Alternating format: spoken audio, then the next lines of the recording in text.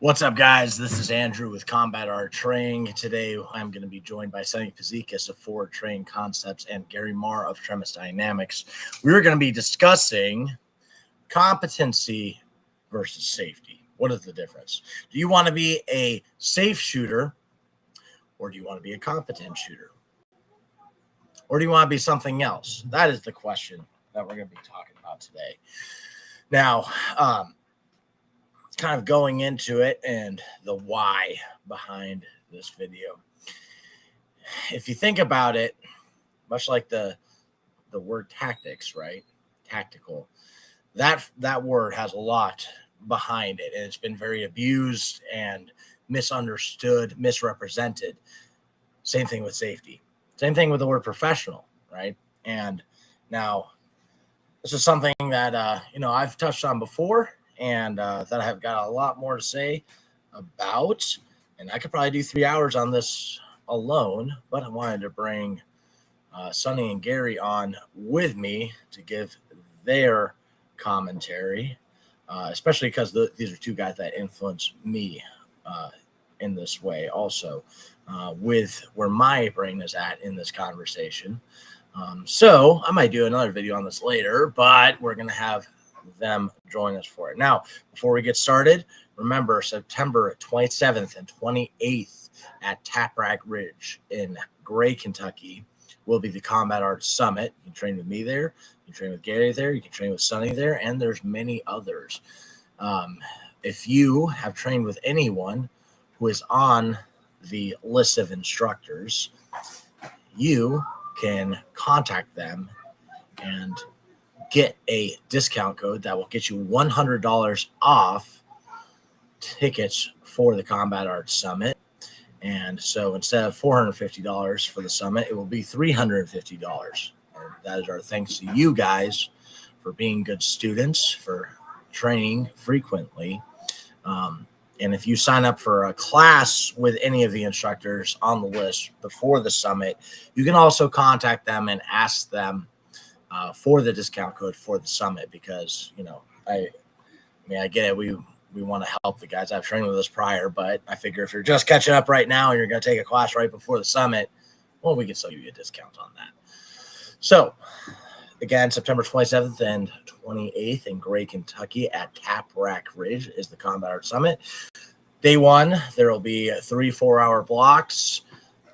Morning, afternoon, low light. Day 2, it'll be morning, afternoon, and we'll do a raffle, and all the proceeds from the raffle are going to go towards Aiming for Truth, Kevin Dixie's foundation. So we can talk more about that later. It's on the screen. There's a QR code. You just go to combatarttraining.com to sign up. And again, if you've trained with any of the instructors on the list, just contact them. Tactical response should be there too. They said they would be. I just have to go over the details with them, and then we'll put them on the list and give them a discount code as well. So, without further ado, we have Sonny here waiting. I'm sure Gary will catch up in a second. I'll bring Sonny on screen now.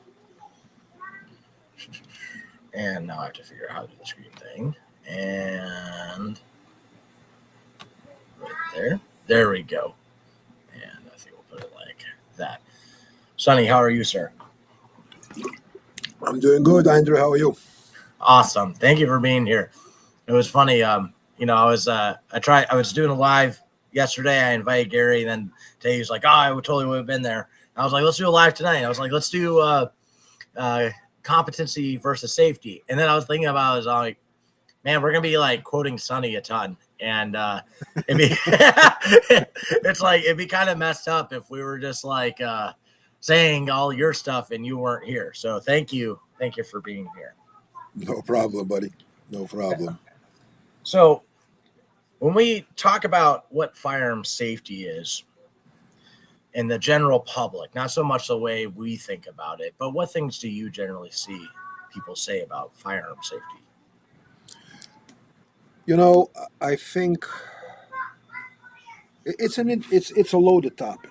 It's a loaded topic, and I think there has to be a distinction, because the general public, how would I say it? But there's so little knowledge about what are the firearms, what they are for, there's so little familiarity with it, and in general public, from my observation, that there's fear. They're afraid of the firearm. There's this scary machine that will do these terrible things all by itself. It has its own character and personality and short temper, and you're kind of looking at people, and you know where we at, I guess we can laugh, but to a certain degree, it's understandable because people have been indoctrinated. People Mhm. have been indoctrinated. Everything is, it's not just violence. It's not hood violence. It's not psychopath violence. It's gun violence. As if guns do the violence, right? And most folks don't know any better. They really don't. It's not because they're stupid. They just don't know. You're stupid. You're a fool before you know on any topic. And firearms is one of those topics that the general public, especially if they haven't had, in the childhood things like, going hunting with the dad or the grandpa or whatnot, their understanding of firearms mostly comes from media, from the scare tactics, from the fear mongering. Right. And it's also, I think too, it's a lot with who taught them about guns initially. Right. True. And so, like you or me or Gary, or one of the other instructors that we like, us teaching our kids or someone we know about guns, we're going to take a totally different approach versus, someone who thinks of as a gun as a tool that stays in a safe, the ammo stored separately, and it comes out. We're going to a place to do a thing, either shoot at paper or shoot at deer, right? Yeah. So, And part of it is, yeah, yes, like you met my son. He's 15. In his little building, he has the 12 gauge shotgun sitting there, loaded, one in the chamber. It has safety on. He knows how to operate it. He has one of those conversion things with the Glock 17 in it that looks more like a SMG. Safety on it, one in the chamber, 33 round magazine with extra 33 round magazine attached to it. And people go like, so you leave it like that with your son when you like leave the house? I'm like, yeah, I mean, it's there, it's overnight, it's he's in the house, it's there. And for some people it's almost like this, like, oh my god, aren't you afraid? I'm like, no, I'm not. No, I'm not, because he's been explained very directly what the firearms are for, what guns are meant to do. And because of he's always been around them, there is no exoticism to for firearms. It's not some exotic forbidden fucking fruit, what I mean, for him to go like, oh, no one's watching, I'm gonna go touch, finger it, play with it or whatnot. What I mean, he knows exactly what they do, what they meant for. And if I get something new, he goes like, hey dad, can I take a look at it or whatnot, and but he never goes in and grabs it by himself. I have my stuff stacked in my bedroom, not in the safe, and never touches him. yeah. And it's funny too, because, like for me, when I was 15, I either had an AK or an AR loaded in my Yeah, closet as well. yeah, My dad would work nights. yeah. So what am I supposed to do? Am I supposed to run to the safe, unlock the safe while someone's breaking in? Why do we even have these? And there, of course, is that whole discussion of how available is it, like how secure is it versus someone can steal it versus you can actually use it. But the purpose of having them is to be able to use them. Now, also you mentioned like it's not a forbidden thing, and Yeah. and before I had an AR or an AK in my closet, I definitely would go find them and mess with them when no one was looking, right? Yeah. And then once it was just in my closet, it didn't matter to me. And I'm not telling people that they need to do that for their kid. That's totally a personal decision, and Absolutely. I don't even really talk too much on how to teach kids gun safety. I think that's a responsibility of the parent. I think there's definitely a great way to go about it. One thing that like you touched on is similar to what I saw in an unfancy video like 10 years ago. And I was like, wow, that's actually really smart, is if they ever are curious, go ahead and show them, take Mhm. that curiosity out, because they're going to find it. Like when I was a kid, I'd They be they winning. will. They Yeah. will, man. Kids are innovative. They are sneaky as sneaky little shits, and they will get to it. You cannot hide it well enough unless it's truly in the safe and it's locked, coded, and all that stuff. So with my kids, I removed that forbidden fruit image very early on because they know that both me and Megan always carry. There is a gun bedside on both sides of the bed at all times. And the whole thing of, ooh, what is that? Wonder if I can play with it when my parents are not watching. It's non-existent. It's absolutely non-existent. Yes, you are focused on competency, and you're the one who I got that phrase from.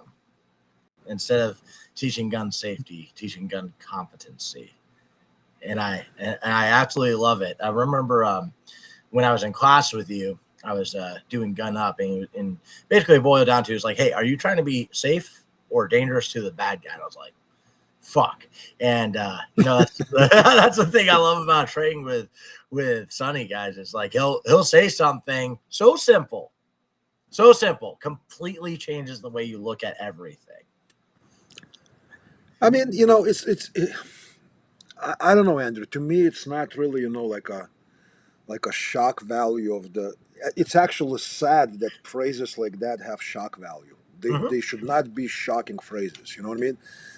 It's if I put a gun in my hands, you know, unless I'm training or hunting or whatever else is going on, but if it's in some kind of environment in society, right? Something bad is pretty bad is going on probably, or at least about to, or I suspect that something will happen or whatnot.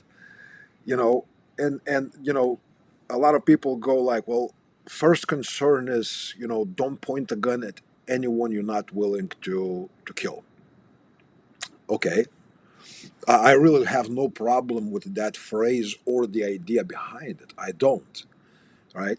But if I already determined where the bad guy is, you know, whatever the situation might be, God forbid, you find yourself in a situation of, so-called active shooter, which again, that phrase itself, I'm like, as opposed to what, passive shooter? What the fuck? Active shooter, huh? I mean, if he's shooting, that's the activity. That's active, right? Yeah, anyway, like you said, phrases, tactical or active shooter, you just kind of go like, or for that matter, safety, right? And if he's somewhere in the crowd or whatnot, I may get a glance at him for point 0.5 seconds. If my weapon is up here, that point 0.5 seconds for me to lower it, acquire, and press the trigger may not quite be enough. I mean, and those point 0.5 seconds may be the only window of opportunity to end it. And I'm thinking, so where is safety, where is competence, where is understanding your purpose, and where is following the dogma of one-way range safety for beginners, right? No, I'm probably going to have my weapon presented, finger off the trigger, whichever way you're going to work it, disciplined, and if, God willing, I do have that opening, boom, hopefully that point 0.5 seconds will be enough for well-aimed, accurate shot. And some people will go like, well, he was pointing to other people, as opposed to missing the only opportunity to take out that active shooter. So, I mean, let's weigh the options here. And I kind of find it funny where people go, range safety rules become this golden calf, that you should not blaspheme about. It's not gradable, it's not adjustable, it's not adaptable. It's just is what is. It's the God's rule, and follow it. And if you miss that one singular opportunity to take out the bad guy, well, at least you were safe while you were doing that. Meanwhile, he whacks another eight people. I don't know, man. I don't know. It's to me, it's you know. So that's that. Yeah, I mean, just on that point, because I mean, I was going to get into specifics later, but that's a great example. It's like, am I going to be in a safe direction, at a low rate, at a high rate, or am I going to be aimed where I think he's going to be? And that was last year, one of the lessons that I learned. When you came around a corner and your gun was already up, and that split second mattered. I got shot before I was able to shoot back, and so that's one thing. I'm pretty sure I'll be able to make it to the Force on Force in PA this year also. But like that was exactly the training I needed. Like as far as like the things I was trying to learn, like that was a big one for me. Now, so what does gun safety mean to most people, right? And from training with Sonny, the phrase competency came in, right? So now the way I think about it, there's incompetent gun handling and there's competent gun handling. And incompetent, negligent would be basically like you're having an ND, you're breaking the 4 rules and you don't even realize it. Mm-hmm. Okay. Now you can also be incompetent and safe technically, right? Like unload the guns, sort the ammo separately. We could use firing lines, of course, which is a thing that, you and I both do in classes. Gary does as well. A firing line is there as a safety measure because if we had everyone moving the whole time the way we want them to move, it would get reckless. Yes. And I, we had a discussion before the Shooter Fighter Matrix deep dive into shooting fundamentals class that we did together, where we're talking about like, we want to just 4 rules. Like if you just follow those and then understanding when to competently break them, as in if we're going to break these rules, it should be a conscious decision. We should know what's happening, right? And absolutely, you have to be good at it. Like you can't just break them willy-nilly, right? There's a lot that goes into those. The thing I think about too is it's like one of the biggest ones is just unloaded guns, how everyone wants their gun unloaded, right? And then when they pick it up, like you were saying earlier, there's a different level of fear, right? They suddenly everything matters, right? And they're like, hey, careful, it's loaded. That's one big phrase. And hey, don't walk in front of me, right? Stuff like that. And that goes towards something that you like to talk about too, is making it real for them, right? Like when I teach the 4 rules, gun safety in class, I like to do it with exercise where an exercise where they actually have a loaded gun and they actually have to follow the 4 rules. Now, when we do those, not a single shot should be fired, right? But doing things like touching the trigger, taking your finger off, up or down with the gun, and then, going into like, obviously they're treating it like it's loaded because it actually is loaded. If you teach someone gun safety and it's just with unloaded or fake guns, their brain knows the difference. They're not taking it as seriously as they would if it were loaded. And then, know your target, what's in between, around, and beyond. There's a lot more that goes into that. But my basic thing, that I like to start people at, and I think people should start at, is simply understanding the 4 rules and being able to follow them. Yeah, I mean, I have no problem with 4 rules per se. What I do have a problem is the absolutism that people project with those 4 rules. They are meant to keep people safe in training, especially when you have people of different levels. They are to be remembered, memorized, and kept in your head for when you are tired, when you're not quite there, other things happening. You overwhelmed with the situation. Maybe you'll put the gun in the position at least where it's not pointing at the people. Maybe you'll remember to keep that finger off the trigger. It's layered defense against making mistakes, and mistakes can happen. Mistakes can happen, and hopefully they're not going to be tragic. If ND happens, hopefully it's going to be in the dirt or in the safe direction. And I think this is where the 4 rules help. Even when something bad does happen, it happens in the safe direction where there is no tragedy. As you're well aware yourself, I had one of those that ended with somewhat of a tragedy, and That was not per se about safety rules. That was more about precautions taken prior to the drill. But nevertheless, it's not something that you take lightly. This should not be like, safety, not important. Bullshit. Safety is important. We're working with tools that are meant to hurt and or kill other living creatures. And, it's kind of like a life blades. Like you were saying, why do we want to train with a loaded weapon? It's kind of, or swimming. You can talk about water, you can have a bucket of water in the room, but laying on the couch, you're not going to learn to swim. You're going to have to get into the water. The blade, when you're playing with a rubber blade, is one thing. I pull out the live blade, shit changes. I put that live blade to your neck, shit changes. You no longer want to do anything stupid, adventurous, cool, or whatnot, because smallest mistake will translate into significant consequences.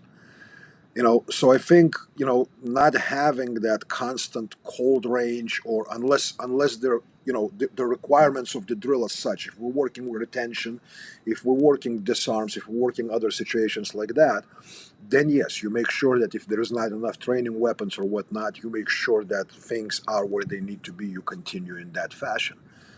But the whole thing of we only get hot when we're shooting down the range at the paper or steel or whatnot, that's that's kind of isolating the kids from taking risks and understanding what those risks, what consequences they come with.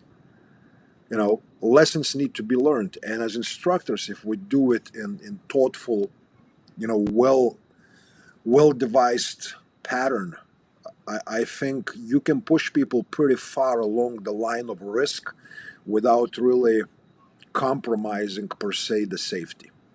Yes, it's a risk, but it's a calculated risk. Yes, it's not it is. a gamble. Yes. And so one of the things with that too is layers of safety, right? When there's 4 rules, treat it like slowly, keep it pointing in a safe direction, finger off, know your target was in between or beyond. When there's those 4 rules, there is redundancy there. Yes. Now, and that's something too where I see it, at ranges with just people handling guns in general, and then even in classes too. And they will say, like, we're adding a layer of safety, we're adding redundancy. 4 rules is redundant. If we were to keep it simple, it would just be all guns are always loaded. It's one thing that people say, or the way you phrase it, give weapons treat the weapons with respect they deserve. Yes. And so, but when they add a bunch more, the other hard part about that, especially for someone who is new to it, is instead of thinking about 4 things, which really, if you're treating it like it's loaded because it is loaded, it's basically, in a class, primarily just finger off, safe direction. Basically 2 things they actually have to think about, because there is a berm there. There's a target that, hey, we're shooting at that thing, right? When we're talking like a more beginner level class, not doing, more advanced, like moving type drills with multiple people involved and stuff like that, basically it's, hey, make sure your finger's off the trigger, pointing in a safe direction. When you add 5, 10 other things to it, now it makes it more complicated for them. When we taught that class together, we had that Marine there, and he was like, man, I've been to a lot of classes where they're really hard on safety and yelling at people, and he's like, honestly, I felt totally safe here. You guys were so chill. Yeah, he really enjoyed it because he was at my class this past weekend and is coming to the next advanced shooter fighter matrix in a couple of weeks here. He kind of caught a bug from that class, and he's a serious dude with very serious experience, very serious background, and a very serious profession, which we're not going to talk about. But he's been talking about it. He goes like, dude, I've been through all these high drag, low drag, high speed classes, and instructors tier 1, tier 0, tier -1. He goes like, training with you, dude, it's kind of like you pass the tiers and you're just kind of going like, listen, this is the work. This is the efficient way to do the work. Get shit done. He goes, and I love it because I don't feel like I'm treated like a fucking child. It's adult education for adults. And that's another part. It's how would I say it? Sometimes, yes, I understand. If you're teaching especially entry level classes where you may have people you've never met or whatnot, as you know, I don't teach those kind of classes. And I Mhm. really don't get complete beginners in my classes. Actually, quite the opposite. And but I would imagine if I were to teach classes like that, I would probably be more verbal about very specifically, very directly, and quite rigidly following those four rules, especially the first three ones, Mhm. right? And but that also has to be done respectfully. You know what I mean? Because when you see the dude, who has done three tours in Iraq or Afghanistan or whatnot, he's been around a little bit. He has some calluses from combat, or at least hearing bullets whizzing by or whatnot, and maybe sending few down range, real range. And he carries his rifle in the sling, and his muzzle sweeps someone's toes, and you start calling him fucking idiot and all that. I'm sorry, dude. That is just childish. Mhm. That is stupid. That is childish, and that is not respecting your students. You're not treating them as adults. Now, granted, someone stands there with a handgun and goes like, "Hey, Johnny, can you go get me a bottle of?" Okay, yeah, you kick him in the face, Mhm. plain and simple. I don't care about his experience. You don't wave your gun like it's a dick. You don't, right? But if the drill involves moving between the people and doing things, okay, so his gun is not pointed up or down; it's pointed past someone. Is his finger off the trigger? Like you were talking about redundancy. Does he have Mhm. redundancy built into his operation? If he does, I'm good, man. I'm good. So to me, that's you know and here's the thing. I see that someone just posted, and not to be a devil's advocate, when people say treat every gun like it's loaded. You heard the example that I use, Andrew, right? And the example that I use is, do you treat every car as if it's moving, right? Mhm. I mean, if we take that logic, okay, anyone that crosses in front of the parked vehicle should be ticketed for dangerous, reckless behavior, right? But you kind of look at the vehicle, you go like, engine is not running, there is no driver in the driver's seat. Is it running? I mean, is that car moving? I mean, I looked at it, it's standing in the fucking parking spot. Should I treat it as if that car is moving, or I'm okay to walk in front of it, behind it? Yeah, granted, you know, if the driver is in it and the engine is running, I'm gonna be a little bit more cautious before I walk in front. Maybe he will not notice me. Maybe he's half fucking blind or whatever the case is, right? But with the gun, if it's loaded, you treat it as it's loaded. If you unload it, if you're going to do the drill, let's say with weapon retention, and you don't use training weapons because maybe they're not available, whatever the case might be, right? You unload the weapon, you check the weapon visually and tactile check. Your partner checks it, instructor checks it. You close the slide. Please show me how is it loaded. I mean, I'll wait for the proof. I'll wait for the science behind it. No, at that point, that gun is unloaded. And as long as it stays in the operation within the eye view of the instructor and both participants, we are good. If the owner of that gun walks away to take a piss in the porta potty and he comes back, it should be rechecked if we're still doing that kind of a drill. Yes, Mhm. ideally, you should use the training weapon. I don't disagree with that. All right. But again, when they say treat every weapon as if it's loaded, and some people will say even if it's unloaded, this is where they lose me. This is where they lose me. That's just my opinion. Yeah, and I love vehicles as an example. relating to this. Jaeger did a video a long time ago. I think it was people were freaking out that Jay was downrange taking pictures of students. And it's like, here's my first thing.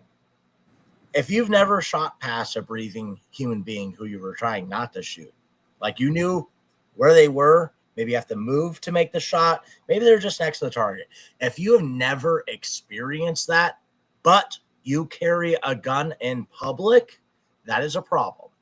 Mm-hmm.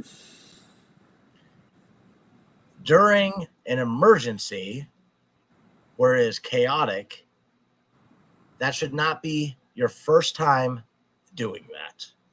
And the other thing with it too is like people will freak out at even the concept of that, right? However, I guarantee they have driven under the influence of either drugs or alcohol.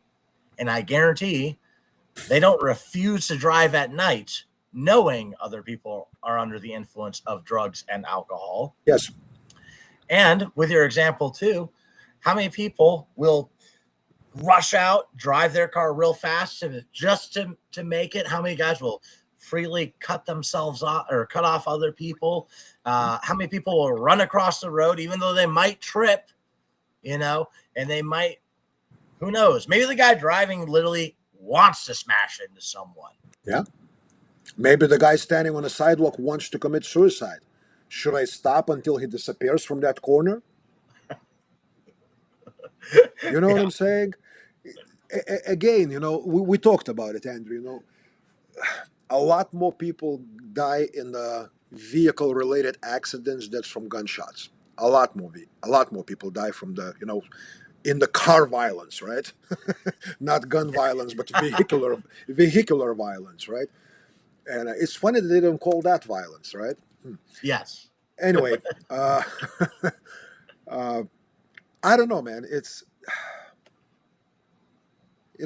I think, I don't want to think that way, Andrew, but I think that maybe, just maybe, for some instructors, that's one of the biggest patch that they can have is, look how much I talk about safety, how much I care about you. Because I need to spend an hour and a half babbling about that shit because I don't have enough material for the next 6 hours. And I have, because you also mentioned the tier 1 guy, right? Right. And I don't like dragging down people by name or anything like that. In fact, even like the person that I could quote as saying that there are things that I have learned that I have adopted from that person, even though I've never trained with them. I've just seen videos on the internet, but I've seen like guys who are the top level call an ND, like as in a guy shot his own hand, an 80, an accident. Okay, maybe it was accidental, but if we're going to put a phrase on it, I would call it negligence, right? Like the gun was pointing at your hand and you press the trigger. That would be negligence in my brain. When you do something and it has unintended consequences, right? Mm-hmm. Generally speaking, is because you didn't pay attention, you didn't think about it ahead, something slipped your, something past the filters of your attention or whatnot, and yes, that could be summed up as inattentiveness and or negligence. I agree. Accident is what? Accident is, I don't know. You have your gun in the holster. You fall so hard that the curb smashes your holster, and then part of the kite expresses the trigger. That's accident. Yeah. That's accident. That's not negligence because you had it in the holster. Some people say, well, it was still negligence. It's probably some Israeli tier 1 guy. You had around in the chamber. That's why we'll carry on. Shut up. Right? You go. Now they're going to call me anti-Semitic because I, use that example. But that's okay too. Yeah, in general, you're correct. It is negligence in some way, shape, or form. Again, it's not necessarily something with negligence most of the time is not intentional. negligence most of the time is not something that people don't care. You know what I mean? Yes. They're so sure that nothing bad can happen, and maybe they overlooked something. I have my own example from the 13 years ago. You know what I mean? Mhm. Or whatnot. And then bad shit happens. And that's negligence. That's negligence. Mhm.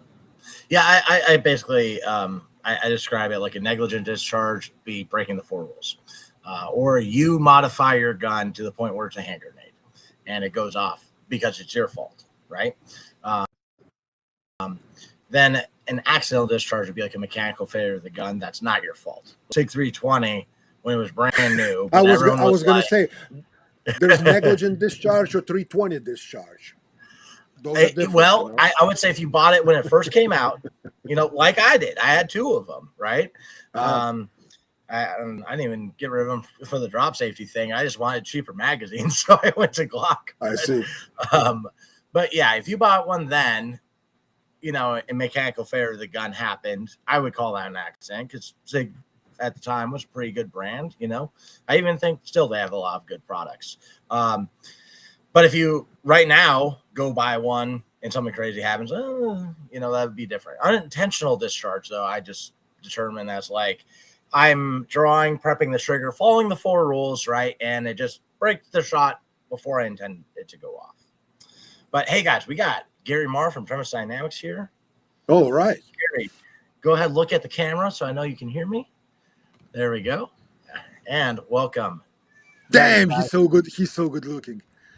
All right, now we got 3 people, so let's try to do this. If you got something to add, throw a hand up because there's like a couple second delay sometimes, and so it'll be smoother if you go. All right, Got it.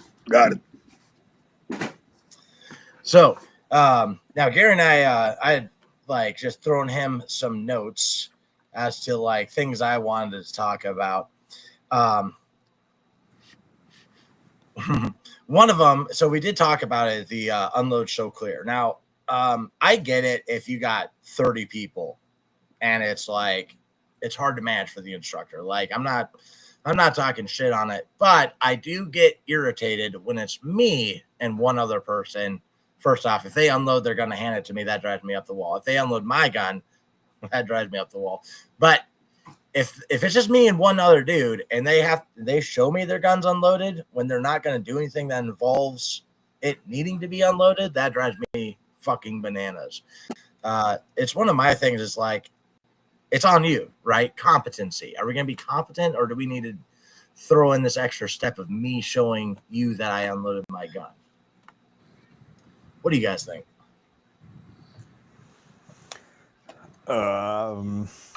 If you're not going to take that gun and point it at places where you would normally consider it to be unsafe, I don't see a reason to ever unload and show clear. Like if we were going to do some grappling thing and we didn't have a bunch of blue guns or cert guns and things like that, like, okay, that's the time that hey, look, it's empty and he says it's empty. We all say it's empty and now we'll grapple for it or whatever. Otherwise, when it's still like live fire stuff, I don't see the point. Like treat it like it's a real gun, put it in your holster where it belongs and, call it a day. Like I don't see the need to leave the line to go back to stuff magazines or whatever people do with an empty gun. Agreed. Now, one of the other ones is reholstering, and I don't know if maybe Sonny disagrees. It's a thing that's always said is that you need to look at the holster. You need to stare at the gun in the holster. Gary and I have had this discussion. We even did a video on it. There may be a time you do need to look at the holster. There may be, but I think everyone should be capable of putting the gun in the holster without looking at it. Various reasons would be you don't want to use a light and you're trying to hide in the darkness. It could be that, like a woman with big boobs or a dude with a big belly, maybe a dude with a big belly and big boobs, can't see his holster. Gear could be in the way, night vision tubes trying to aim that at the holster, various different reasons. Or, first guy I ever saw get shot, I thought he was dead, and then he got right back up. And so I imagine, the glad I wasn't a bad guy. I was on a ride along in North Minneapolis, but I imagine bad guys do that too, and happening. Now, the big thing for Gary and I is that whenever we do see instructors that do say to always look at the holster or stare the gun into the holster, they don't actually do that. Like you can see videos of them. There's always video of them not doing it, and then also in class, they don't do that. And the other thing is that I know for Gary and myself, we've both tested, like unload a gun, take your holster off, put stuff in the holster, try to make the trigger press. We got was basically like you have to physically pull a shirt through it, pull a cord with a toggle on it through it, or like take a pencil and put it through your trigger and then push the gun in. I think I'm kind of speaking for both Gary and myself, but Sonny, what are your thoughts on that? Okay, so it may sound like I have a different opinion, but not really. Okay. Here's my thing. I think that over the past 15, 20 years, that action of reholstering or holstering back has become a cool time. This is where a lot of operator types, they pretty much throw their gun in the holster. Pretty much like, boom! You know what I mean? Like, they do it exceedingly fast to, I guess, demonstrate how fucking proficient they are with all their gear. And what I noticed over relatively long time teaching is that a lot of students that don't have nowhere near the proficiency nor time with weapon or gear do the same. They try to duplicate that coolness factor of a 3-shot from the distance of 3-shot throwing the gun into their holster.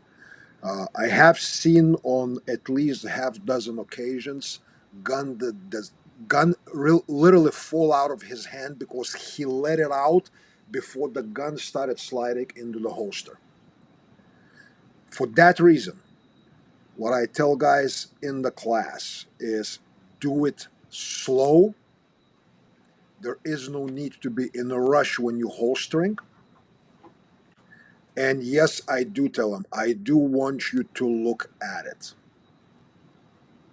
Okay. To me, this is a training tool, like a tennis ball in our force-on-force classes, right? It's a training tool to get people away from the coolness factor of a quickness in holstering the weapon. Now,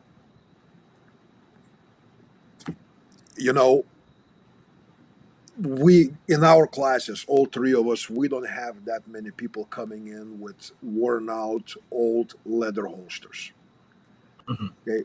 The reality is some dudes, especially out here in East Texas, still carry in 18-year-old Bianchi leather holsters. You know what I mean? And at the same time, you look at his 1911, that bitch does have 1.8 pound trigger. You know what I mean? And you look at that leather and it's warped on the corners and all that. And I kind of go like, I don't, yeah, it's not my balls, it's not my dick, but still, I don't know, right? Again, I don't get those guys in classes, but I go pick up the new weapon from the gun store or whatnot, whoever is my, dealer here is, and I see the dudes coming in, equipped like that, and they act very competent. But at the same time, you just kind of go like, I probably would not want him to continue doing that habitual, quickly throwing the gun into a holster from behind from the other side of the road, so to speak, and not looking at it. So that is my take. That's why in my classes, I do stress to guys, slow the F down when you're holstering your weapon. Do not rush, even if it's force on force. Now, do I always take a look at the holster? Not 100%, but more often than not, I do. That's my take on it. Yeah, I don't see any. I can't complain. I was ready to argue, but yeah, I tell folks, if you need to look at it, look at it. And then I'm pretty much done talking about it. Mm-hmm. Yeah, and I totally agree with the when guys break their grip. That's something when I talk about holstering your gun specifically. Keep a full grip until you feel it index into place, until you feel that nice click, and so it's all the way in there. And I tell them, while you're putting away, I want you to imagine he's going to get back up, or someone's going to come tackle you from behind. So you want to have a full grip. And that's important point there, Andrew, because because of that operator speed operating, because he's so tactically cool, I noticed the very moment they start pulling that weapon back and they know they're going back into a holster, the grip falls apart. That very moment they start moving, they haven't even yet tilted it downwards. The grip starts falling apart. As I said, that's where half a dozen times I saw the gun literally fall on the freaking ground. Mm-hmm.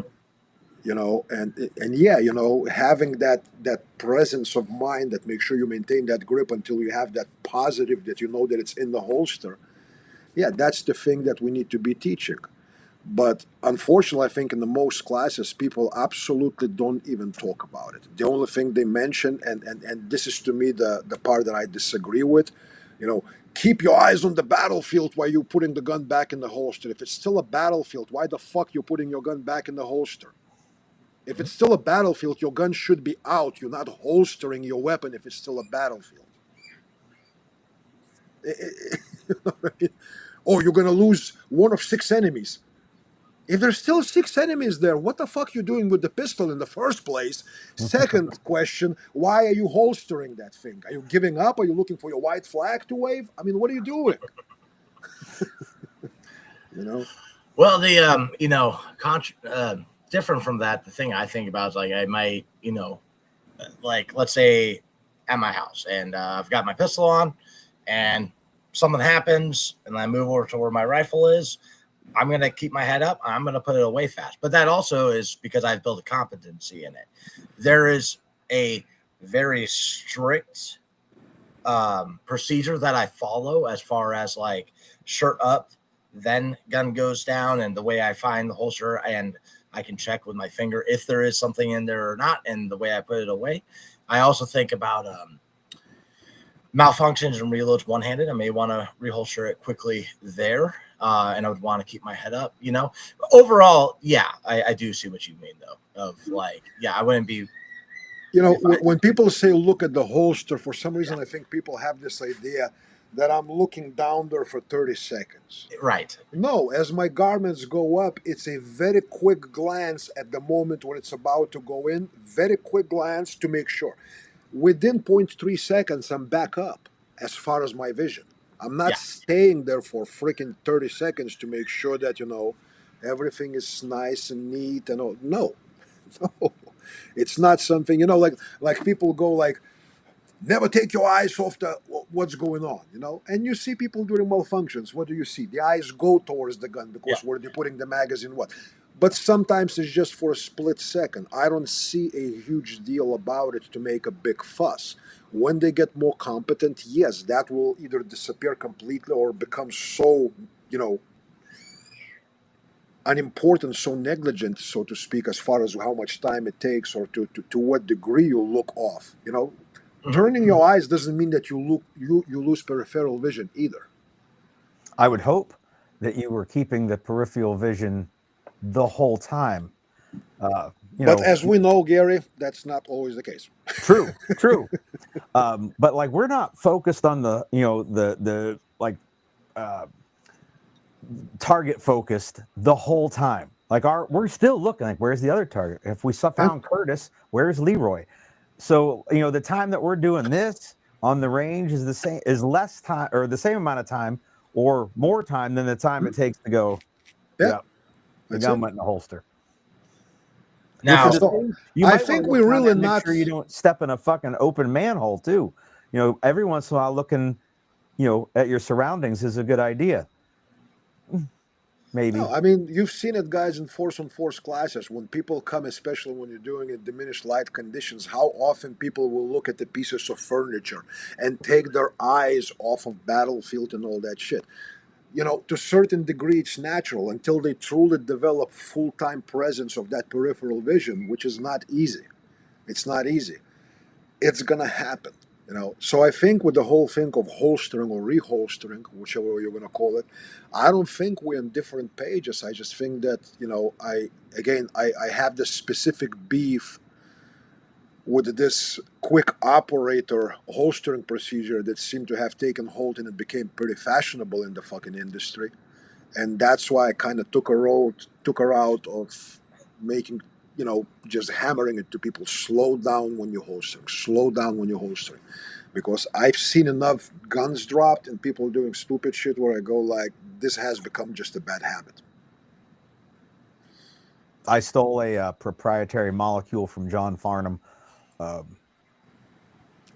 in whatever class I took from him, whatever it was called. He said reluctantly reholster. At the end of every drill, it was reluctantly reholster. Mm-hmm. So that became part of my my vocabulary for when a drill is over. I end every drill with, if you feel safe, you may reluctantly reholster. So I'm hoping that my repetition of the word reluctantly is, creeping in there in the folds of the gray matter, and maybe, helping influence those guys. I mean, it is what they paid me for. It's good. It's good. I like it. I may actually borrow it. Reluctantly reholster. I like that. I'm not going to give you. I'm not going to give you credit because it came from John, right? So. Right. Yeah. I don't. So there you go. I will say, from John Farnham via Gary Marr. So there you go. I don't care if you give me or him credit. Some people do, man. Some people do. Like I used a couple of things from my old friend when I worked. He's former Navy SEAL and all that stuff. And I used, I said something or wrote something where I said, when the bullet is in the air, it's the motherfucking king. He lost his shit because I didn't give credit. And mind you, it's not his phrase. It's someone who said that apparently was one of his instructors during Bud's training. But I don't have a trident on my undies, so I guess I should not say it, Gary does, though, so it's okay. Now we can all say it. Gary, okay, cool. All right, now, so layers of safety, right? Now, what about putting a gun on safe during a malfunction, a reload, or switching hands? No. Fuck no. Gary? I tell folks that I'd like them to get in the habit. Now, I'm strictly talking about an AR here because I don't own a pistol with a safety. Well, maybe I do if I dig around the office. So discounting pistols out of this. So I tell folks with the AR, if you're taking it off your cheek, you should put it on safe so that when you let it hang a moment later, it's not a loose trigger guard on your shit. Which, if that's their default when they're doing a reload or something else, it would be going on safe because the trigger would be, it came off my cheek. But the reality is it just needs to be on safe before you take your hands off of it. That's how I look at it. Just because I don't like the idea of a loose trigger bouncing around on a sling or somewhere where my hand's not on it. Okay, so with that part, I don't disagree at all. But, my understanding of the question was that malfunction or something along those lines, your weapon is still being manipulated here. It's not being let loose to hang against your gear if you have gear. Right.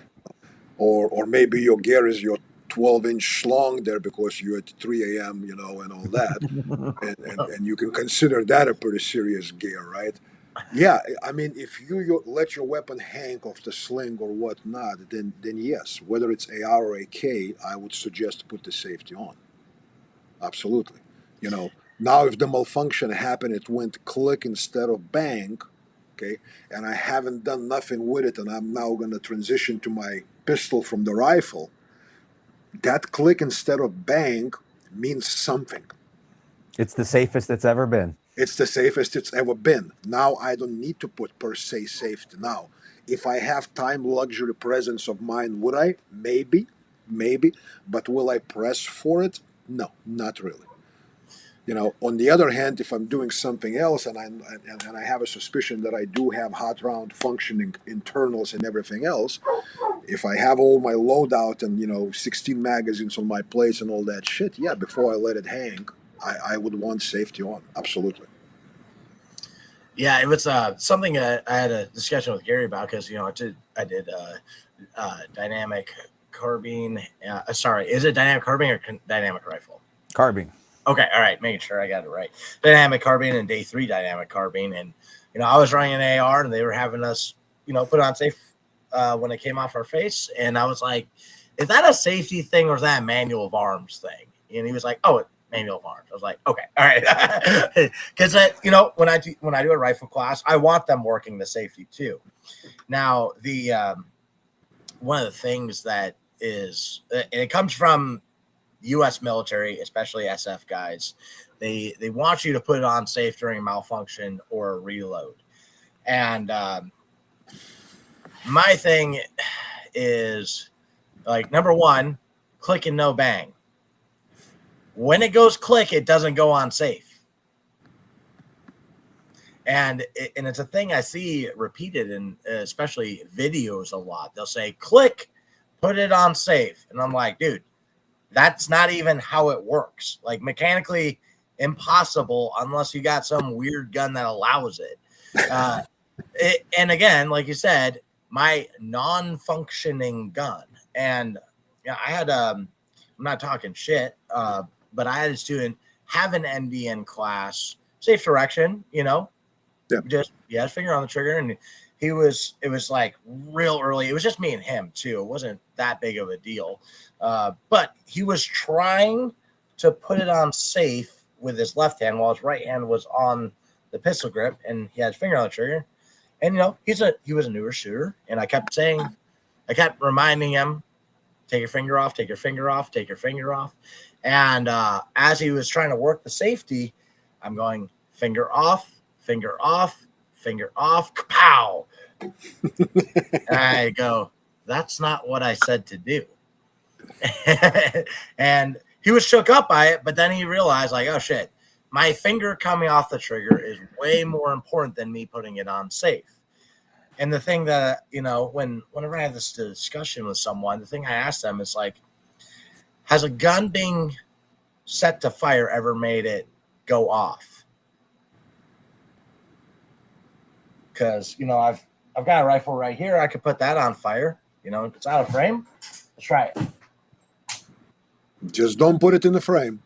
Yep. It's not going off. I feel like if I press the fucking trigger right now, it might, though.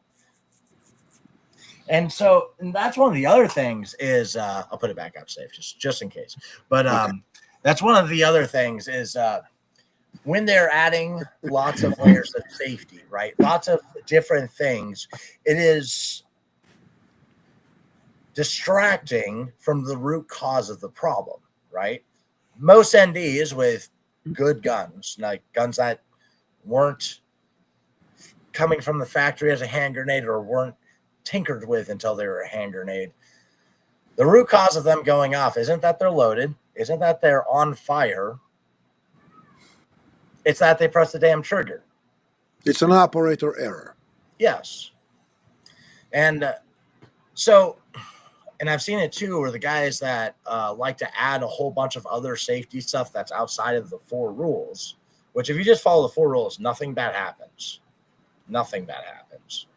If you break one of the 4 rules, you look really stupid, but still nothing really bad happens, right? But when they add a whole bunch of stuff, it's always, I find those guys that also forget the 4 rules. Like, they don't even have them memorized. I've seen that in classes where the instructor will go over the safety part and they will forget one of the rules. And I've seen lots of people do that where it's like, whatever position they're in, that shouldn't be happening. And that's why, like, when I teach a class, instead of immediately going over the 4 rules, especially if I know there's students there that have taken multiple classes, I'll go, all right, Who's taken classes before? Okay, cool. All right. Who knows the 4 rules? All right, cool. Tell me them. And one of the things with that too is it's like guys who have taken a lot of classes, they should by all means know them. I think if you're a gun owner, you should know them. But inevitably, guys always forget them, or they mix one up with something else. What are your guys' thoughts on that? I too ask students to give me the 4 firearm safety rules, and really, there's only one, but the other 3 are how we do that one. But yeah, I have them tell them to me, and I don't have any more. And that's a good point. Yeah. The only thing I do, and you heard it, Andrew, in my classes, and Gary heard when I was teaching in Pennsylvania, it's treat the weapon with respect it deserves. Don't be stupid, And then I explained, that rules are applicable in certain environments. And as me and you, Andrew, spoke about, you gotta know on the conscious level to experience when it is not only okay but beneficial to break some of those rules in the real situations. And I think we should focus more on explaining people that, but with that being said, they should be aware of those rules. They should be aware of those rules, especially if these are the people that don't have the baggage of 15, 20, 30 years of doing the pew-pew thing or whatnot. Yeah, they it's a good idea to know that finger and trigger should be separated in some fashion until it's time not to be separated. Yeah, it's a good idea not to wave your firearm around like it's a dick. And, awareness of that has to be there. But I think, good explanation with demonstrations, with certain data that substantiates that, if you keep that finger off the trigger until you are ready to shoot, that decision I'm ready to shoot is happening sometimes in a split second. And when you're on the move and shit is happening, I cannot tell you how many times I've seen active tier 1 and all that stuff absolutely break their own rule that they teach when they teach because situation demanded it. And situation sometimes demands extremely, because it presents you with extremely tight time window and opportunity window. And if you follow all those things religiously as you were beginner on the range, you may lose one and only opportunity to do something. So, and I think that's one of the biggest gripes I have with gun safety in general. It's not standardized. If you go over to your uncle's house, it's this way. When you go to the range, then it's this way. Then military, right? Like, they don't have access to ammo in general, right? It's only certain times when there's actual bullets involved. And, like I'm quoting you, right? But you said one time you took off your special forces diaper, correct? Like, you grew out of that. And that's a thing I think about too, is it's like, when I was Marine Corps infantry, I thought I was the best. I thought we were the infinite badasses. That's why most of us joined. We wanted to be the cool guys. And now thinking about it later, I'm like, I wasn't allowed to have a fucking toaster in my room. I wasn't allowed to have ammo. I wasn't allowed to carry a gun. But by all means, we want to send you over this country that doesn't want us there to kill brown people so pedophiles can get rich. You have a way with words, Andrew. Now, so, a very anti-war veteran now. But thinking about that too, in context, right? Like when we were on, the Marine rifle range, right? The known distance range, doing table 1, that thing that Marines brag about. We're such good shooters because we shoot out to 500 yards, blah, blah, blah. Well, we fucking unloaded our guns every time we got off the line. We were not trusted with loaded guns as this tip of the spear, you know, first to fight, unload, show clear, right? So we unload our guns for that. Now, when we're on the rifle range, the 5 rules were super important because keep your weapon on safe was one of them, which does not apply to a lot of guns, specifically the one on me right now. But then when we go to a rush range, motherfuckers get flagged. They do. I was like, goddamn, I should be getting hazard pay because that motherfucker over there flagged me 9 times in the last 30 yards, right? So it's like we weren't even really following the 4 rules there. Although supposedly it's important, but yet also we're running around with loaded guns now. Yeah. Time out. Yep. You were following the 4 rules because now you had 5 of them and you replaced the muzzle with the safety. You still have 4 rules covered. Well, it was treat never new one because we added an extra one. We're redundant. Yep. We're so good. Extra layer of redundancy. Yeah. Well, and it was treat never keep. So know your target and what lies beyond is how they would say number 5. They started going treat never keep no. And the last keep was keep your weapon on safe, right? So that's fucking crazy too, thinking about it, right? When they taught us gun safety, know your target was an afterthought. Like positive identification, use of force, or however they would what's that phrase? Escalation of force and all that stuff, right? That was an afterthought though. So it's kind of like that's another thing that drives me nuts is like when you go to different settings, it's not standardized, right? It would be great if 4 rules were standardized. Like everything would be simpler, and overall people would be a lot more competent because they'd be focused on 4 things and not, oh, we unloaded it, so just fucking forget all of it, or freak out because it's loaded and add 9 things. Now, one thing I'm interested in, because I'm sure like a lot of guys here have had kind of a similar experience growing up as far as learning competency and safety and all that with Gary and myself. But Sonny, what was it like for you? Like, what were you taught? What was, I know about your first experience with guns, but I'd like you to kind of share that. What was it like before the military, and what was it like in the military? How did that go for you? Yeah, so before the military, because I kind of told you, in Soviet Union in schools we had the organization called the SOF, which is basically it's a volunteer organization to support Army, Air Force, and Fleet.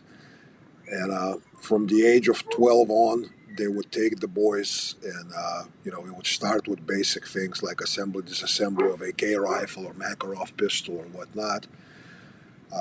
They would take you to the range starting at the age of, I believe first time it was probably around 12 or whatnot, and we were shooting basically like equivalent of 22 caliber rifles, and then eventually at 14 we were shooting the 545 AKs, and it was static, it was no movement, it was with support. Usually it was not even standing, it was either laying down or kneeling. And it was just familiarizing, getting kids to understand before they go to military or whatnot, what the scary recoil feels like, what the trigger feels like, how to acquire the sights, how to change the magazine, and all that. Nobody was really going into like a big safety lectures. They would tell you there were commands. Point a rifle, acquire the sights. Put the finger on the trigger, don't press it. Now, when you have it, when you know you're going to hit it in the face, press the trigger. And you simply follow commands because it's military kind of order. You know what I mean? There's a big scary guy standing there with a fucking camouflage and some medals on his chest that probably tells you how many people he has whacked in the past.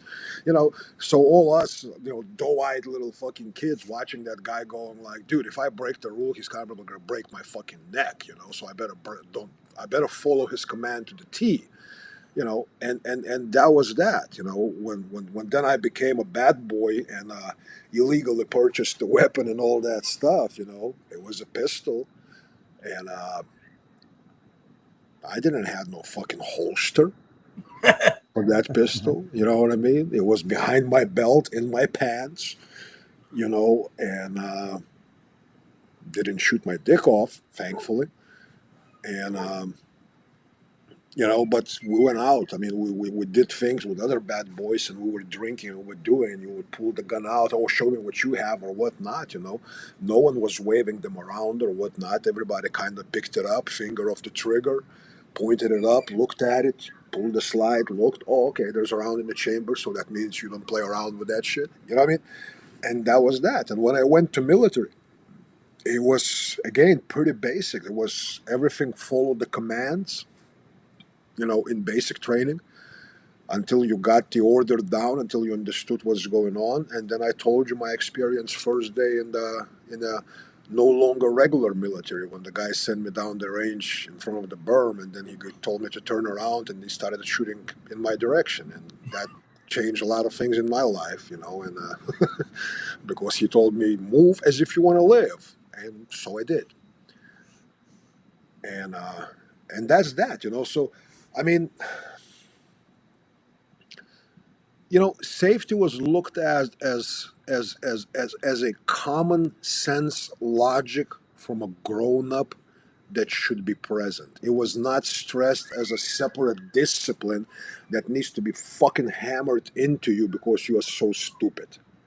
If we entrust you with the gun and we have given you a couple months of training and you've been around other people and you moved with that gun around other people,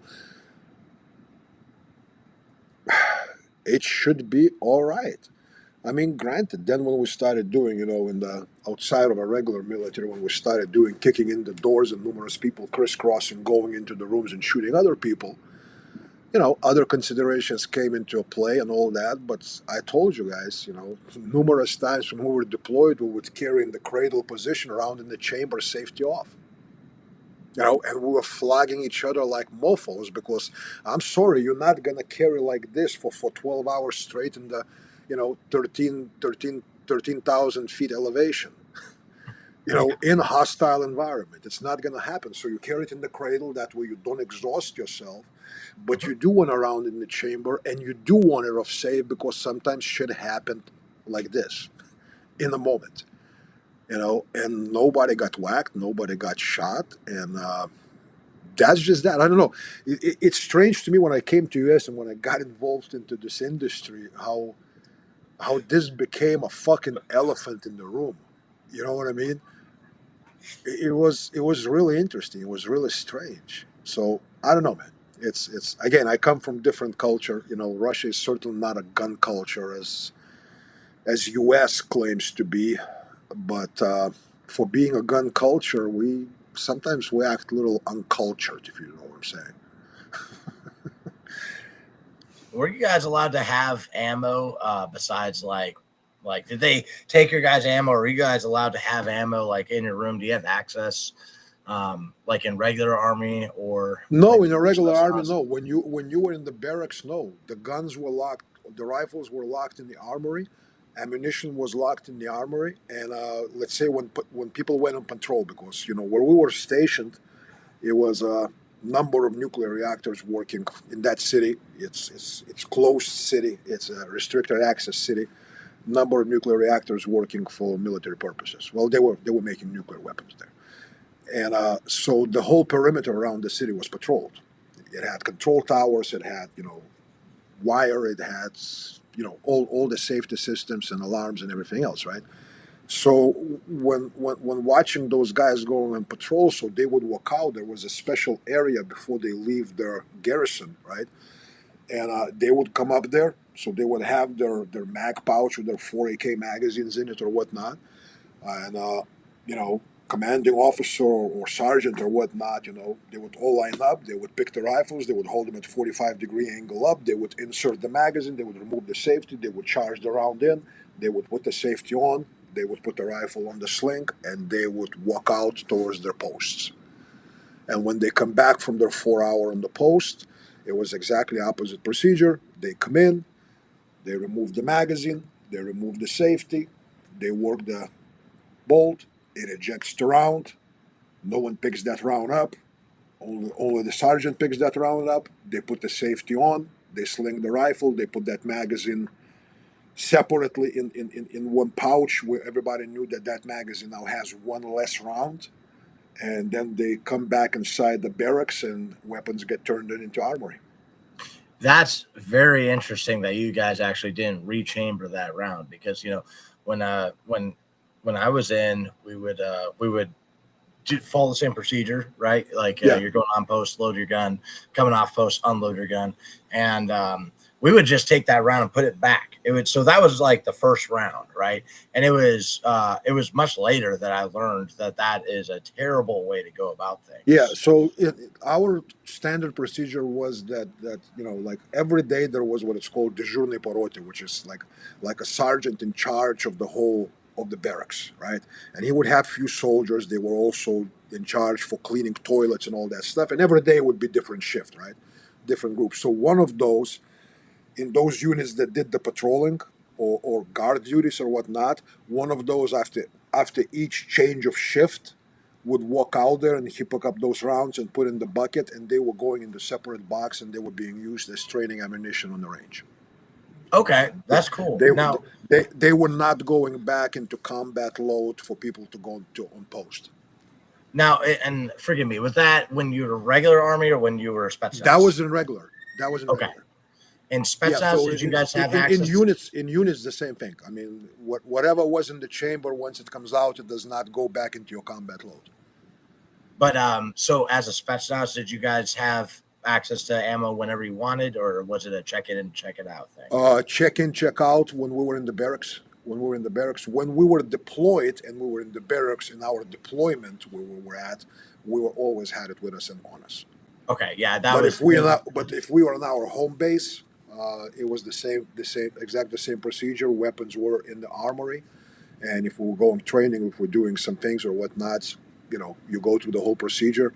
But once they loaded us on the planes and they took us to places to do things, it was 24/7 with us on us.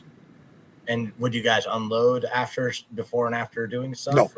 No. Oh, it would just stay loaded. Yep. Okay, cool. Yeah. So yeah, for us, there was the check-in, like check-in, check-out when things aren't normally going on. And then when you were deployed, you would have ammo on you all the time, but it would be only when you're on post on patrol. That would be when you would actually have it loaded, and they would make you unload when you got back. I mean, it's understandable. If you're staying on some big base somewhere in the Royal Palace in Baghdad or whatnot, there's so many layers. You're not going to be the guy who's going to run out and immediately get into a gunfight. You know what I mean? You're probably still 3 kilometers away from the fucking main entrance gate or whatnot. To some degree, like logically, I get it. But at the same time, if you have forward deployed troops in the bad guys' lines and you don't trust them to have shit on them with them all time, it also smells funny to me, Well, and that's kind of like where the word professional has also been completely bastardized. And by the way, Gary, I'm gonna ask you about same stuff, but along the lines of competition shooting here in a second. But like. It's like, am I a professional or not? Am I allowed to have a loaded gun or not? And, and thinking about, you shouldn't be the one to get in a gunfight when you're on base. But at the same time, I was on Camp Leatherneck when Taliban wore uniforms to get on base and then blew up a whole Harrier squadron, by all means, potentially, guys over there should have had for sure one in the chamber, even though you wouldn't expect that to happen. Now, Gary, competition shooting, what does it look like for that as far as gun safety? What do you feel on those subjects?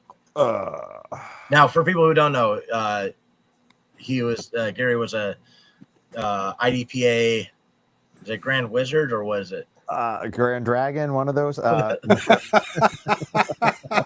I knew it was gonna go into racist way. I knew it. No, that's just what we call them now. I'm a Grandmaster Dragon Wizard. I when I stopped doing IDP, I was a master class in like 2 divisions. So I did it a little bit here and there. So they kind of do it weird. Obviously, there's no central authority to turn shit in and get it from. So you're on your own. You could pretty much fuck with guns in a lot more places, but like they had a whole an area where you could go fucking make all the noises from the Magpul Dynamics video. But you couldn't touch ammo. So that could only happen in the places where you couldn't do the things. And they just kind of assumed you were going to follow that rule. I saw many folks break those rules, but there were like the few people that were running the matches and shit, like are kind of focused on the guy shooting. And so there was a lot of weird things happening in the back. And it was like, I don't know, they felt it was safe, but a lot of absent-minded gun handling behind the actual match itself. As in breaking the 4 rules? Or because so they had like a safety table, IDPA did, where you could go, adjust your sights or fucking tweak your ejector or whatever fuck people did to their 1911s. And when you got over there, like that's the safety table. So as long as you're not touching ammo, you can take that thing and fucking do whatever you want, wherever you want. So everybody would get muzzled. But it was because they were unconsciously unaware of where the muzzle was pointing. It wasn't like they said, hey, this is a moment where somebody's going to get muzzled here.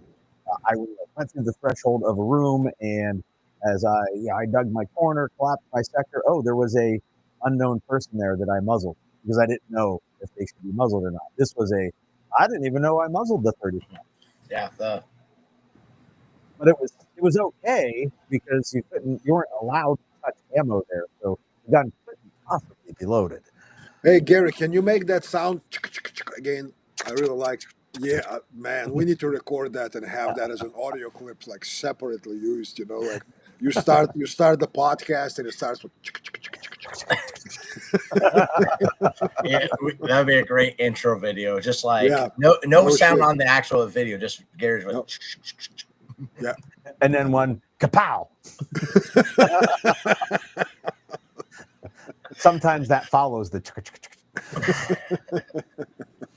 Now, it's like that's very much along the lines. I don't think I've shared this story online before, but no, I'm not throwing shade. Like look, the people that this happened with I'm still friends with, and I'm just gonna leave their names out. But because like in Afghanistan specifically, because we were no round in chamber, but we'd have a mag with bullets in the gun, right? But it was like, oh, no round in chamber. Guys started getting really fuck around complacent, like I don't believe common sense is a real thing, because we've all done retarded shit. Okay, this would be retarded shit that even though they're otherwise pretty decent, smart guys, shouldn't be doing this. So what guys ended up doing out of fucking boredom, and this is where horror stories happen, right? But guys would pick up a rifle and dry fire at each other with a mag still in it. Now, very, very fucking thankful my friend at least checked, even though he was about to do the thing, right? But he picked up one of my other friend's rifles. Now, my other friend was actually in the area where a lot of the fighting was going on. Most guys were not. So he was a guy who took violence seriously. And even though we weren't allowed to have a round in the chamber, he would. Other friend picked up that gun. And I was like, wait a second. Took the mag out, and a round went flying out. And he was just like, oh, fuck. And that's where it gets us, you know, and that's like the thing I say is that the safer we try to make things, the less competent we become, right? The more we do stuff like that, the more we get away from competence, try to add layers and layers and layers of safety, people get complacent, and because their brain doesn't have to take it seriously, they'd stop taking it seriously. And, you know, kind of like in class, you know, one thing, the big things that I go for that I'm sure you guys do too, but I'll tell them, like, hey, when you take that gun out of the holster, like, go up, draw it at the target. Don't waste that chance to get a positive repetition to get better at simply your draw stroke. Or like, say they only got a few rounds left in the mag, so they want to put in a fresh mag. Well, go up, draw that fucking gun like you're in a gunfight, reload it like you're in a gunfight. The other thing with that is if they do that, referencing the target or at least something, you know, not just willy-nilly, not aware of what's happening, they're actually going to be safer because they're striving to be more competent. Now, what are your guys' thoughts on that? And do you have any stories like that you've seen that you'd want to share? You don't have to, though, of course. Like your first story where people were doing stupid shit. Mm-hmm.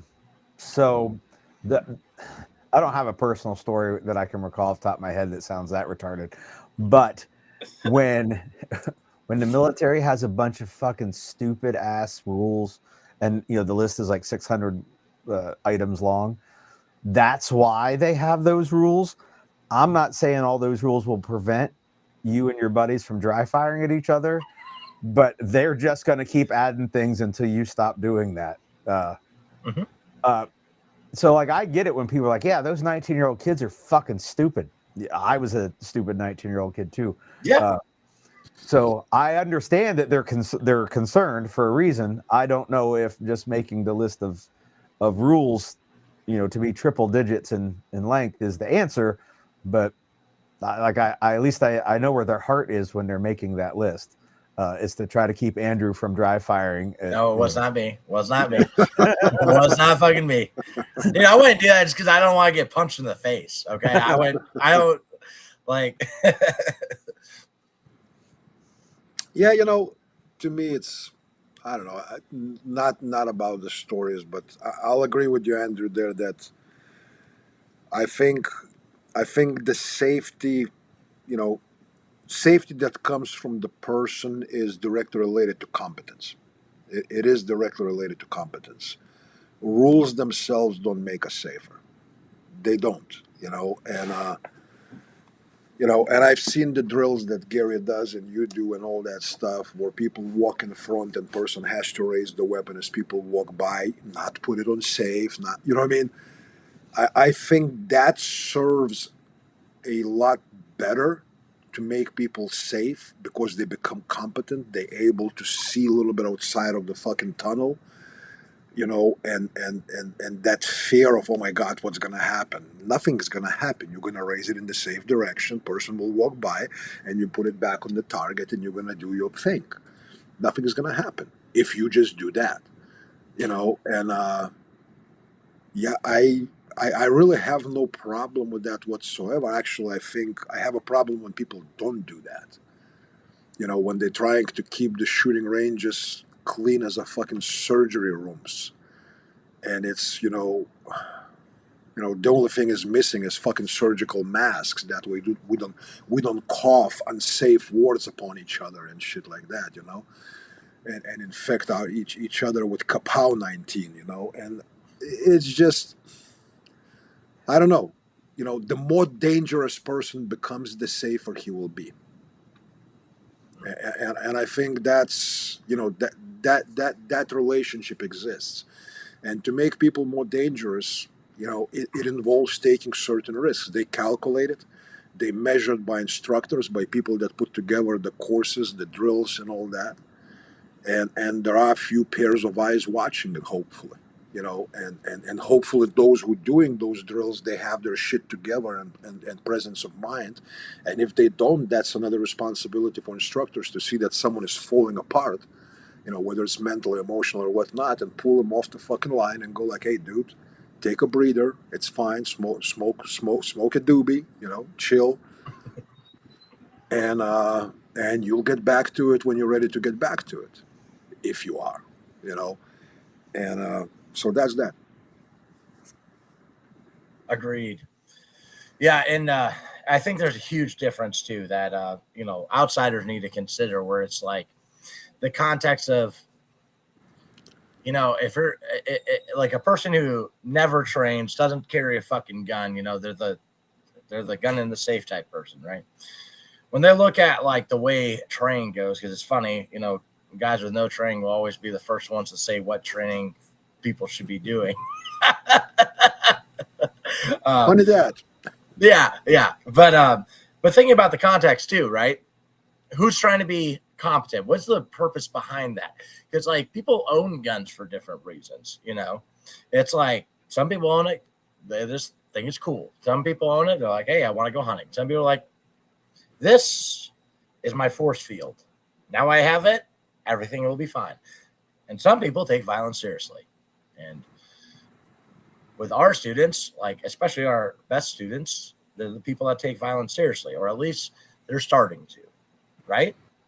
And because everyone's on their different path. Not everyone is all the way there. But like I had it not too long ago. I was students were taking a water break, jamming mags. I went to use the bathroom, and RSO was like, "You left a berm full of people there?" I was like, yeah. They're like, "Oh no, don't worry, I'll watch them for you." I was like, well, first off, like, Mr. RSO, I think these guys have more training than you because they've been here for 4 hours today. I don't think you've had that, judging by the no medical and the circle holster and the fact that I've never heard you talk about a class you've taken. But it's like that. It's like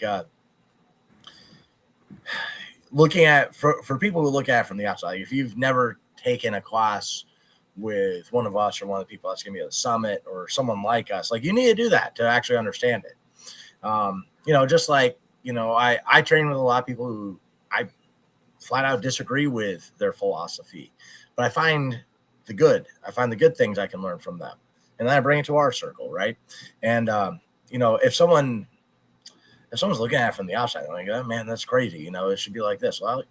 Well, what is even the purpose behind you owning a gun in general, or a knife, or whatever, a vehicle? Is it just a hobby, or are you actually trying to become competent with it? Now, I think we've fucking pretty much smashed this home. I could unleash more autism for an hour, but we could take a look at some of the comments. Now, we've had up to 50 people watching at one time, so I'm not going to be able to go back and go through everything. I see a lot of people saying good evening. Got Chuck here, got different people here. But if you have questions for any of these guys, go ahead, start typing them now. Reminder, the Combat Art Summit, where these two other gentlemen will be at teaching, is going to be September 27th and 28th in Gray, Kentucky at Taprack Ridge. If any of the instructors on the list you have trained with before, you can hit them up for a discount code and they will get you $100 off your ticket. We got Jay here, Chuck Peoples. What is up, guys? Pinkster Tactical, what's up, man? Now, submit any questions you have. I'm not trying to make these guys sit up here all night. Rich Alby's talking about jump wings. I don't know why people like jumping out of airplanes. That's highly retarded behavior to me. I would not advise doing that. I don't even like getting in them when I know they're going to land. Yeah.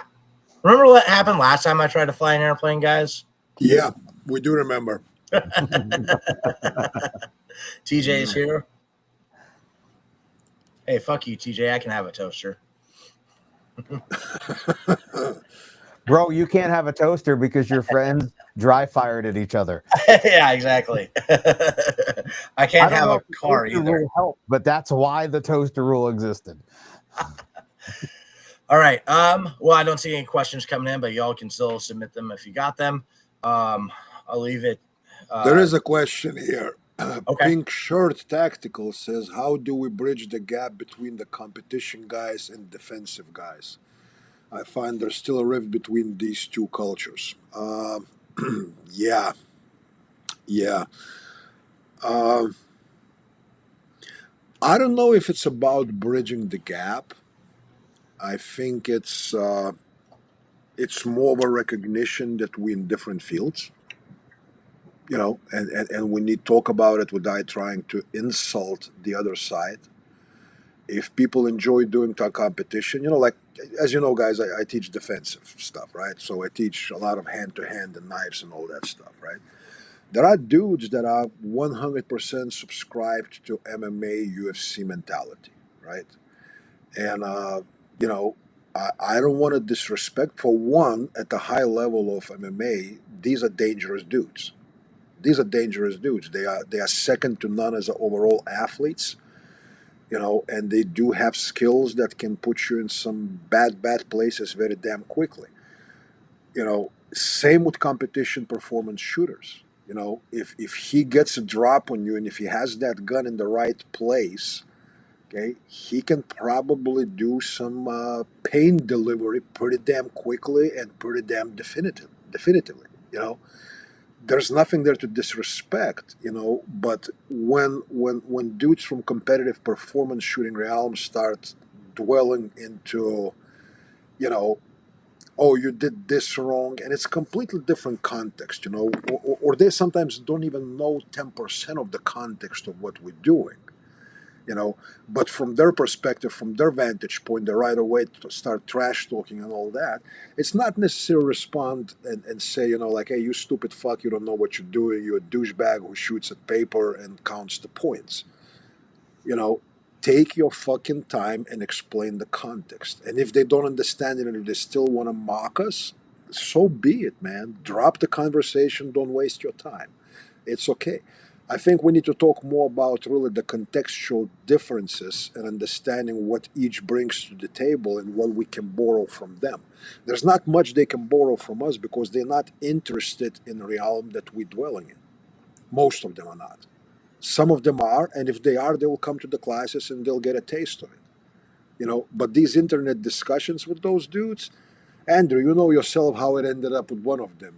He posted all these, very, how would I say, fatherly advices to you and all that stuff. And I'm listening to that dude, and I'm going like, I don't like to say it because it sounds disrespectful, but you do want to say it. My head is going like, son, let me tell you. But you know what I'm saying? You just kind of go like, all right, I mean, where is this going to lead? Where is this going to lead? I tell you, where is this going to lead? I'm going to be posting for 2 fucking hours instead of playing with my daughter or cleaning my gun. Wait, I don't clean my guns. Doing something else, And then for 2 days, I'm going to be spending each day, every 15 minutes, I'm going to be checking for new comments, who responded, who said what, and why? Yeah. Why? Let's just point out the differences in the context. What is it that they do? What is it what we do? And we agree to disagree because our purpose is different, and it's perfectly fine. It's perfectly fine. Competitive martial artists don't understand certain things about what I do. Until I do it to them, they don't understand it. But to talk about it on the internet, man, it's it's useless. Oh, this punch that Sonny does would never work in a real fight. Okay, sure. How do you explain that through fucking Facebook? You don't. It has to be skin on skin. You gotta grind it. And most of them, they will not come for skin on skin contact. So why bother? Yeah, and I think it's also along the lines, like, I've done actually a couple live streams on this subject recently that you could check out. But it also comes back to something that Sonny talked about, and myself and Tom, and that was that this industry is not worth saving, right? And thinking about like the guy that was talking shit on me, I just didn't engage with him. Like I tried to ask questions but be respectful on Instagram when he was talking, but then he just didn't reciprocate that way. You got very childish and whatnot. So I was just like, all right, whatever. And then I was like, yeah, go ahead and make some videos if you have a conversation. And they did. But it's like, forming a new culture, right? Not so much like the tactical guys, because even like how divided are each school as far as the tactical guys, it's pretty fucking bad. And I think so forming a better culture, right? Like the focus on my company is to save lives, change culture for the better, and then advance the art. And so forming something new, that's what all of us are a part of. And also being the example. Like I'm taking a class, the Coast to Coast Tactical, coming up here pretty soon. He is a master class USPSA shooter and a real cool dude. I really hope I can bring him into one of my classes or one of your guys' classes too. And but why would anyone from that side consider me if I suck at everything they do, right? So I also have to be the example in that way. Yeah, I agree with that. I mean, it's, as you know, in my classes, I really pay very little attention to truly, it's never 100% focused on performance shooting or marksmanship. My focus is elsewhere, and at the same time, I will say that yeah, pressing the trigger is less than 10% of the gunfight. But if that press does not achieve the results that you need to achieve, the other 90% were meaningless. So everything has its weight. Percentage is not the most important metric, because everything has its weight in the fight. So I see a lot of dudes in our, I hate the word too, just as you do, Andrew, tactical circles. They go like, I don't give a fuck how I shoot, and I go like, oh, no, you should. You should. And the better you do it, the better you're going to be at other things, and the more likely you're going to be finishing that dot at the end of the sentence if you do everything else right. So again, I don't want to mock. I think it's not right to mock, because there's no reason to mock the performance shooting. But when you see that overwhelming focus on nothing else matters, and you do all this other shit just because you are shitty shot, like certain person that we don't want to mention, which I don't care mentioning his name. I will if you want me to, but Alpha something something. It's people are entitled to their opinions. It's perfectly fine, man. I mean, I'm pretty sure, at least from a little bit that I've seen of him on interwebs, it does look like the guy is a competent fucking shot. There is no doubt about it. But making these absolute statements that everything else that others do, how you transition the weapon, how you do that, it's all meaningless because you're a shitty shot. That's pretty dumbass statement, dude. And at that level, with the background that dude comes from, that actually diminishes the value of that whole community. When someone talks like that, that's disrespectful to his own group, to his own people. It's a shame. Gary, please add.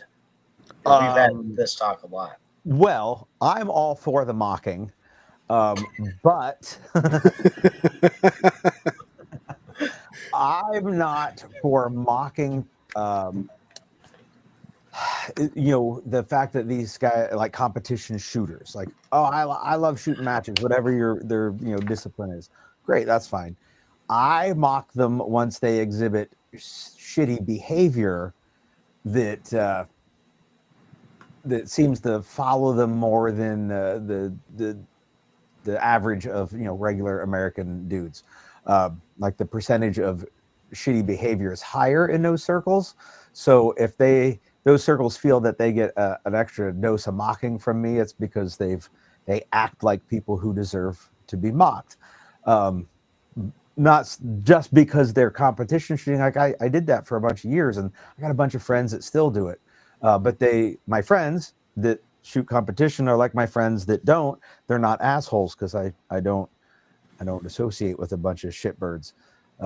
But if you're a shitbird and you shoot competition, I'm gonna mock you. And if I use the competition stuff to mock you, well, I'm gonna use everything except your wife, your parents, and your kids to mock you. Everything else is fair game. So, you know, if I say unload and show queer, it's not because everyone that does that in the match. It's because I don't like, and I'm going to something that you enjoy. I'm going to make fun of it to, you know, poke the bear, which I have a modicum of skill in poking the bear.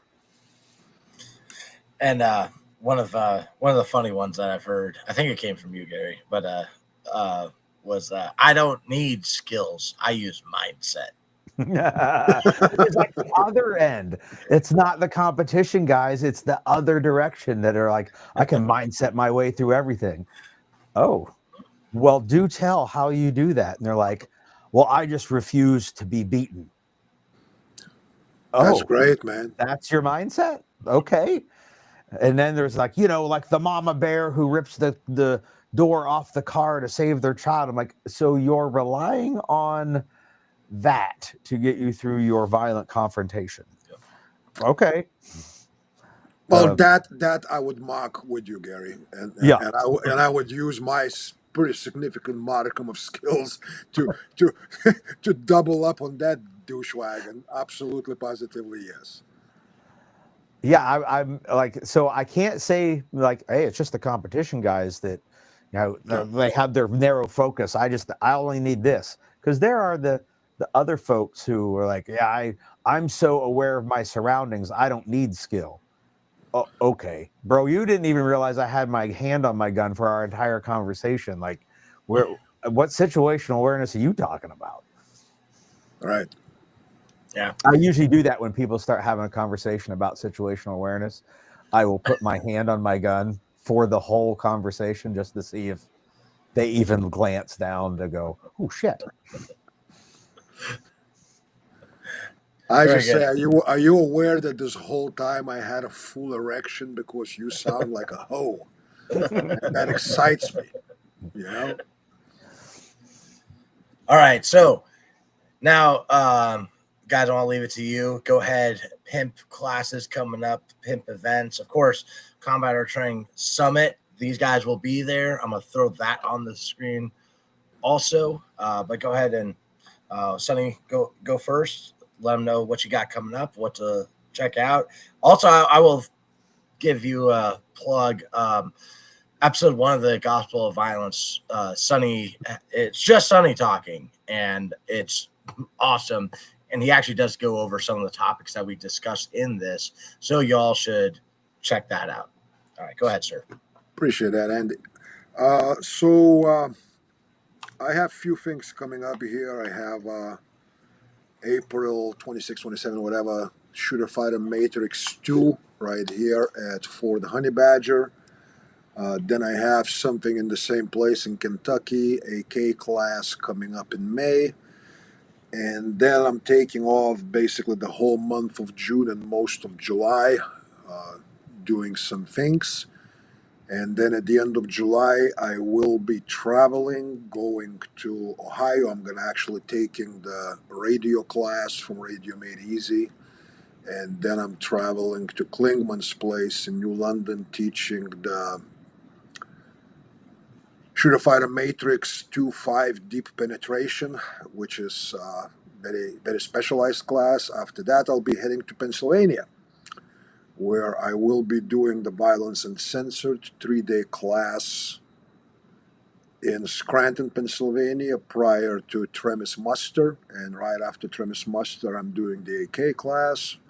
And then on and on and on and on. It continues. It's on my website, www.sonnypuzikas.com. That's really about it. Finishing up in the final stages of editing the book. That will be shipping out very, very soon. There's some interesting, exciting things coming up. In 2026, I just posted it today, I will have instructor development course. It's a 3-day class for instructors, but not instructors under forward training concepts or what I teach. It's just in general how to be a better instructor, how to structure drills, how to talk, how to present things, how to teach students how to think. And that's going to be about that. And that's already posted on my website, so you can check it out. That's awesome. Let me know when you have that. I will share it. The instructor class, I've learned a ton from both these guys. But like, I consider them mentors of mine. Now, Gary, go ahead. Well, I was not prepared, which is pretty typical for me. So I got shit happening just about every weekend from now till the fucking end of the year, it seems like. So I'm going to hit the things that, like I would call the highlights. Next big, I'm doing a tour of my fish classes, which is fighting in someone's house. One of those every month for the next few months up in Scranton. We're going to do that again at the end of the year and do them back to back to back to back, like fish 1, 2, 3, 3, 5, and 6, all in 1 week. Big things that are happening that are cool will be the muster in August, like it has been every year. This time it's 2 days, more instructors, more bays to do stuff in. So it should be like even more cool. Everyone on your screen right now will be there. Well, I hope everyone on the screen will be there because Andrew has a hard time making things on time and whatnot.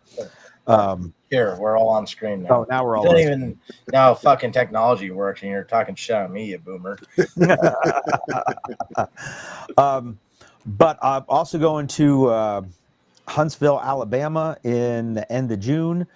First time I'm going there, doing an indoor range there, doing a shooting and moving pistol workshop and a low light pistol workshop.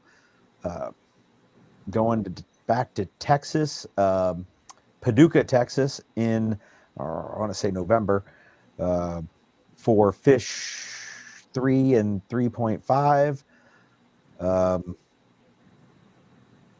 Obviously, the big one that everyone's talking about, but it's way sold out. Nobody can sign up for it, is Wolverine Warfare, which is kind of a partisan small unit tactics class based off of the greatest documentary ever to hit cinema. Sonny, I got to tell you, everybody that's coming is paranoid that you will be there as a guest instructor to hunt them while they sleep. I've just keep telling them that I have guest instructors who shall remain nameless. And, if you want to show up and hunt them, you are more than welcome to. But they're already paranoid about it. He might actually be there right now. That might just be a backdrop behind them. Yeah, a green screen. And then something similar to what Sonny mentioned later on in the year in October. Let me look at my calendar here and make sure I'm not fucking this up. October 10, 11, 12 October. I am doing a 3-day instructor class. Mostly because a lot of the instructors that I respect and love what they do are getting older, and there needs to be more newer instructors like carrying the flag. So if I can put on a class to help usher some more of them in, I feel like it's my responsibility to do so, because at someday I'm going to step out of this, and like the core group of guys that I talk about as my colleagues are all roughly the same age. Actually, they're all a little older than me. So I feel like I should probably help, replace them. So I'm doing that this October as well. Those are the big things on the list. And then there's a bunch of normal like workshops and stuff on most of the weekends available on the website if you're interested. And that is TremisDynamics.com and SonnyPuzikas.com or ForwardTrainingConcepts.com. All right. And by the way, The Red Dawn is the shittiest sci-fi movie ever. Just clarifying here, okay? He's just like every other veteran watching movies. Like they got the fucking all the gears wrong. They don't salute at that time. That's why he doesn't like it. You guys are aware that they actually asked me. I was in the process of negotiating being a advisor slash weapons expert trainer for the Red Dawn 2. Well, it And, would have made it better because that was a terrible movie. yeah, and when I heard some of the details of what it's gonna be like, I kind of discontinued communications with the people, and so yeah, that's that. Probably a All right. smart move. All right. Well, thank you guys so much for jumping in on this. I had a fucking blast and a lot of positive comments in the chat, and we had up to 50 people at one point, maybe more. So I really appreciate it, guys. Oh, thanks for having me. All right, thank you. All right, guys. So thank you guys for watching. Kill all pedophiles. And remember that training saves lives.